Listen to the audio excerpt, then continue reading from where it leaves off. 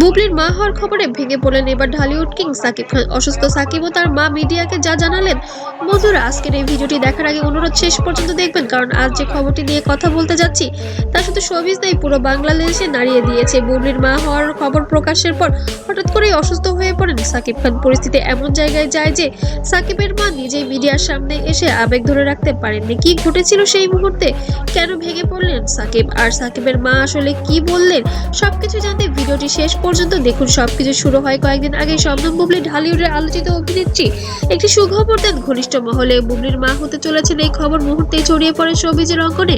প্রথমে বিষয়টি ছিল গোপন, কিন্তু কিছু কি হয়েছে লেটস হ্যাভ আ লুক। ওনার আসলে সমস্যা আছে, ওনার চিকিৎসা করা দরকার। বুবলির তরফ থেকেও এক ধরনের একটি কথা শুনতে পেলাম যে কেন স্ত্রী বলা হলো, বা এই ধরনের একটা নিউজ আমরা মিডিয়াতে দেখলাম, কি বলবেন?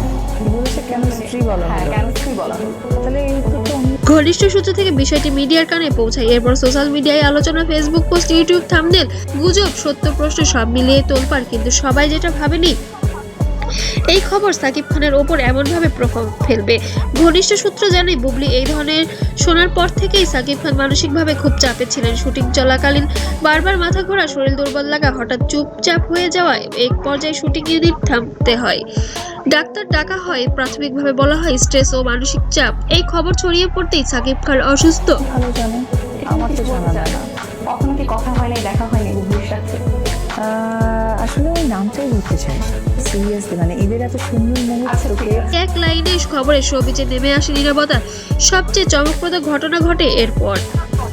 সাকিব খানের মা, যিনি সবসময় মিডিয়া থেকে দূরে থাকেন, তিনি নিজেই সাংবাদিকদের সঙ্গে কথা বলেন। কথা বলতে গিয়ে এক পর্যায়ে কেঁদেই ফেললেন। তার বক্তব্যের সারাংশ ছিল, আমার ছেলে অনেক কিছু সহ্য করেছে, মানুষ শুধু রটনা দেখে ভেতরের কষ্ট বোঝে না। তিনি আরো বলেন, সাকিব খুব সংবেদনশীল, বাইরে শক্ত দেখলেও ভেতরটা খুবই নরম। পরিবার নিয়ে সবসময় সে অনেক চিন্তিত। এই বক্তব্য শোনার পর অনেক ভক্তই আবেগ আপ্লুত হয়ে পড়ে।